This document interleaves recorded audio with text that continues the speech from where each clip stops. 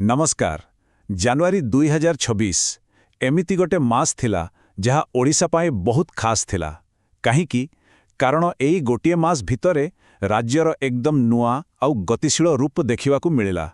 तेबे चलंतु एही विश्लेषण रे बुझिबा ओडिशा केमिति निजर भविष्यत पाई रास्ता तैयारी करूछि। साधारणतंत्र दिवस परेड रे ओडिशार टैब्लोर थीम कौन थिला जानिचंती? माटीरू सिलिकॉन।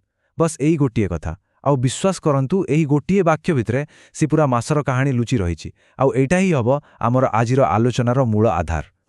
और जानती जानुआरी 2026 रे एटा खाली गोटे परेडर थीम नथिला, एटा थिला ओडिशार वास्तवता। आज आमे देखिबा केमिति एई गोटिए कथा माटीरू सिलिकॉन से मासर सबु बड़ बड़ घटना को एकाठी बांधुछि। गोटे पटे निज संस्कृति को सम्मान आउ आरपटे हाईटेक भविष्यत पाई प्रस्तुति। चलंतु आरंभ करिबा।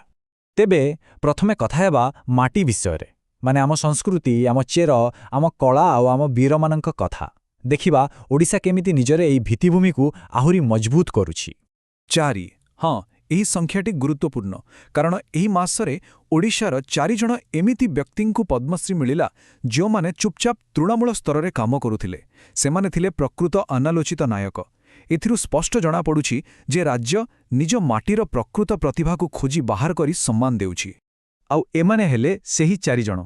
महेंद्र कुमार मिश्र जे आदिवासींक मौखिक परंपरा को साहित्य रखुछंती, चरण हेम्ब्रम सांताली गवेषणा पाई, शारदा कुमार पात्र आम पारंपरिक हस्ततंत्र पाई, आउ विशेष करी सीमांचल पात्रंक कथा टिके भाबंतु। सखीनाट जहा एक प्रकार हजि जीवाकू बसिथिला सेही लोककला को से पुणी थरे जीवन दबाकू चेष्टा करुछंती।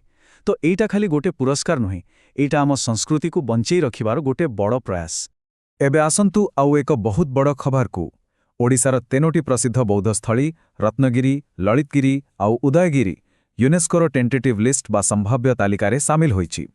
अच्छा, एहार माने कौन? एहार माने हेला वर्ल्ड हेरिटेज स्टेटस बा विश्व ऐतिह्य मान्यता पाइबा पाई जेउ लंबा रास्ता अछि सेथिरे एहा हेउछि सबुटु गुरुत्वपूर्ण प्रथम पाहाच। बहुत बड़ कथा एटा। आम इतिहास को भी मने पका जाइछि।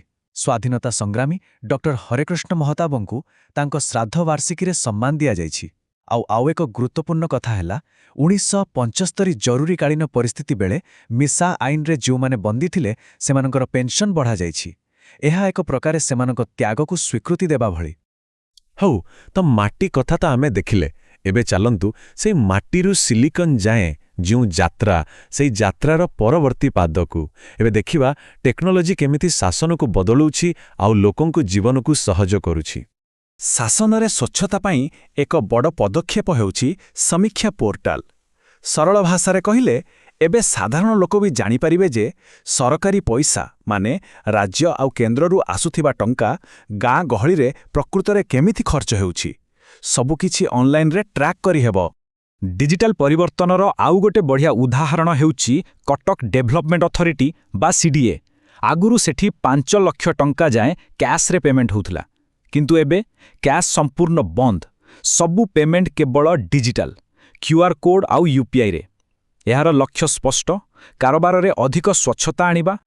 735 कोटी टंका बहुत बड़ परिमाणर टंका आउ एहाकू सरकार मंजूरी देछंती स्मार्ट इलेक्ट्रिसिटी मीटर लगेबा पाए। एहार दुईटा बड़ फायदा, एक विद्युत चोरी रोकी हेबो आउ 2 लोकमाने निजे निजर विद्युत व्यवहार उपरे पूरा नजर रखि पारिबो। टेक्नोलोजीर आउ गोटे जबरदस्त व्यवहार हैला ग्रिड इनसाइट पोर्टाल। एहाको नै ओडिशा भारतर द्वितीय राज्य होईछि। एथिरे 200 रु अधिक सबस्टेशन रु सीधा लाइव डाटा मिलुछि। तो जेतेबेले कोनोसी बड़ कंपनी निवेश करबाकू चाहिबो सेमाने राज्यर पावर स्थिति विषय सबु तथ्य पाई परिबे। एहा निवेश को आकर्षित करिवारे बहुत सहाय्य करिवो।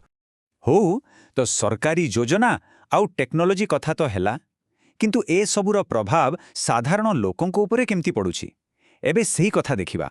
फोकस करिबा सही लोकमानंक उपरे जिउ माने निजे परिवर्तन आणुछंती। जातीय T20 चैंपियन किंतु किए जानती आम ओडिशार महिला दृष्टिहीन क्रिकेट टीम। एहा एक साधारण सफलता नुहे, एहा एक अविश्वसनीय कहानी, कठिन परिश्रम और दृढ़ इच्छा शक्तिर एक ज्वलंत उदाहरण। आउ फाइनल मैच रो स्कोर उपरे टिके नजर पकांतु। ओडिशा 173, मध्य प्रदेश मात्र 41। एथिरु बुझी हेउछि एहा खाली गोटे जीत नथिला, एहा थिला एक एकपाखिया विजय, पूरा दमदार प्रदर्शन। एबे आउ एक ऐतिहासिक घटना। दीप्ति महापात्र से उत्कल विश्वविद्यालय रे ଓଡ଼ିଶାର ପ୍ରଥମ ଟ୍ରାନ୍ସଜେଣ୍ଡର ପିଏଚ୍ଡି ସ୍କଲାର ହୋଇଛନ୍ତି।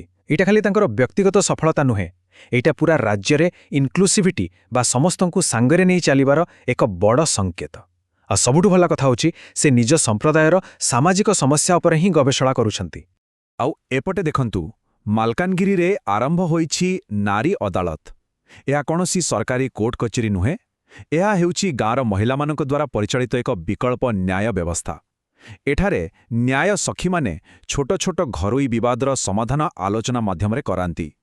ଏହା ମହିଳା ସଶକ୍ତିକରଣର ଏକ ବାସ୍ତବ ଉଦାହରଣ। ଏବେ ଆସିବା ଆମ ଆଲୋଚନାର ଶେଷ ଭାଗକୁ। ମାଟିରୁ ଆରମ୍ଭ ହୋଇଥିବା ଯାତ୍ରା ଏବେ ପହଞ୍ଚିଛି ସିଲିକନ୍ ପାଖରେ, ମାନେ ଆଗାମୀ ଦିନର ଓଡ଼ିଶା। ଏଠି ଆମେ ଦେଖିବା ଆର୍ଥିକ ବିକାଶ, ଗ୍ଲୋବାଲ ପାର୍ଟନରସିପ୍ ଆଉ ସ୍କିଲ୍ ଡେଭଲପମେଣ୍ଟ କଥା। ହାଇଦ୍ରାବାଦରେ ଗୋଟେ ବଡ଼ ଇନଭେଷ୍ଟମେଣ୍ଟ ରୋଡ୍ ଶୋ ହୋଇଥିଲା। ସେଠି ଦେଖନ୍ତୁ, ପ୍ରାୟ 77,000 କୋଟି ଟଙ୍କାର ନିବେଶ ପାଇଁ କମ୍ପାନୀମାନେ ଇଚ୍ଛା ଦେଖାଇଲେ। କିନ୍ତୁ ତାଠୁ ବି ବଡ଼ କଥା ହେଲା, ସେଠି ସାଙ୍ଗେ ସାଙ୍ଗେ 27,650 କୋଟି ଟଙ୍କାର MOU ବା ବୁଝାମଣା ପତ୍ର ସାଇନ୍ ହୋଇଗଲା। ମାନେ ଖାଲି କଥା ନୁହେଁ, କାମ ବି ହେଲା। ଭବିଷ୍ୟତ ପାଇଁ ଏହା ଏକ ବହୁତ ବଡ଼ ପଦକ୍ଷେପ। ଦୁନିଆର ସବୁଠୁ ବଡ଼ ଏରୋସ୍ପେସ୍ କମ୍ପାନୀମାନଙ୍କ ମଧ୍ୟରୁ ଗୋଟିଏ ବୋଇଂ ଏବେ ଓଡ଼ିଶାରେ। ଆଉ କେଉଁଠି? ସମ୍ବଲପୁରରେ। ସେଠାରେ ସୁକନ୍ୟା କାର୍ଯ୍ୟକ୍ରମରେ ଝିଅମାନଙ୍କୁ ଷ୍ଟେମ୍ ମାନେ ସାଇନ୍ସ ଟେକ୍ନୋଲୋଜିରେ ଟ୍ରେନିଂ ଦିଆଯିବ, ଯାହାଫଳରେ ସେମାନେ ଭବିଷ୍ୟତରେ ଏଭିଏସନ୍ ସେକ୍ଟରରେ ଚାକିରି ପାଇପାରିବେ। ଏହା ପଶ୍ଚିମ ଓଡ଼ିଶା ପାଇଁ ଏକ ଗେମ୍ ଚେଞ୍ଜର ହୋଇପାରେ। ଏହି ସଂଖ୍ୟାଟା ଦେଖନ୍ତୁ, 5.15 ମିଲିୟନ, ମାନେ ପ୍ରାୟ 51 ଲକ୍ଷରୁ ଅଧିକ। ଏତେ ସଂଖ୍ୟକ ଯାତ୍ରୀ 2025 ମସିହାରେ ଭୁବନେଶ୍ୱର ଏୟାରପୋର୍ଟ ବ୍ୟବହାର କରିଥିଲେ। ଏଥିରୁ ସିଧା ଜଣାପଡ଼ୁଛି ଯେ ରାଜ୍ୟର କନେକ୍ଟିଭିଟି ଆଉ ଅର୍ଥନୈତିକ ଗତିବିଧି କେତେ ବଢ଼ିଛି। ଆଉ ଏହାର ଫଳ କ'ଣ ହେଲା? ଭୁବନେଶ୍ୱର ବିମାନବନ୍ଦର ପୁରା ଦେଶର 13ତମ ସବୁଠୁ ବ୍ୟସ୍ତବହୁଳ ବିମାନବନ୍ଦର ଭାବେ ସ୍ଥାନ ପାଇଲା। ଏଇଟା ଜାତୀୟ ସ୍ତରରେ ଏକ ବହୁତ ବଡ଼ ଉପଲବ୍ଧି। ତେବେ ଏଇ ଗୋଟିଏ ମାସର କାହାଣୀରୁ ଆମେ କ'ଣ ବୁଝିଲେ? ଓଡ଼ିଶା ଗୋଟିଏ ପଟେ ନିଜର ମାଟି, ନିଜର ସଂସ୍କୃତିକୁ ଜାବୁଡ଼ି ଧରିଛି, ଆଉ ଅନ୍ୟପଟେ ସିଲିକନ୍ ବା ଟେକ୍ନୋଲୋଜିର ହାତ ଧରି ଆଗକୁ ବଢ଼ୁଛି। ତେବେ ପ୍ରଶ୍ନ ଏଇଠି ଉଠୁଛି, ଗଭୀର ସାଂସ୍କୃତିକ ଚେର ଆଉ ହାଇଟେକ୍ ଅଭିଳାଷକୁ ନେଇ ଓଡ଼ିଶା ନିଜର ମାଟିରୁ ସିଲିକନ୍ କାହାଣୀର ପରବର୍ତ୍ତୀ ଅଧ୍ୟାୟ କେମିତି ଲେଖିବ? ଏହା ଆଗାମୀ ସମୟ ହିଁ କହିବ।